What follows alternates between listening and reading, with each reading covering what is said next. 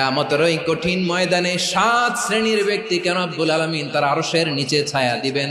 তার মধ্যে প্রথম শ্রেণীর ব্যক্তি হলো ইমামুন আদিল, যে ইনসাফের সাথে বিচার করে, যে জাস্টিস সমাজে সার্ভ করে, যে সুশাসন নিশ্চিত করে, ওই ইমামুন আদিল। আদিল শব্দটা বুঝছেন না? ইন্নাল্লাহা ইয়া'মুরু বিল আদল, পাইছেন?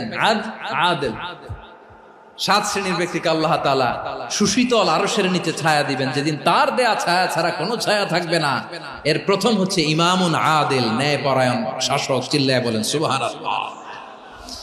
আবার বিশ্বনবী বললেন, ইন্নাল মুকসিতিনা ইনদাল্লাহি আলা মানাবিরা মিন নূর আন ইয়ামিনির রহমান। কিয়ামতের দিন যারা ন্যায় পরায়ণ হিসেবে আল্লাহর সামনে দাঁড়াবে, কিয়ামতের দিন রব্বুল আলামিন তার আরশের ডান দিকে ওই ন্যায় পরায়ণ লোকদের জন্য আরশের ডান দিকে একটা নূরের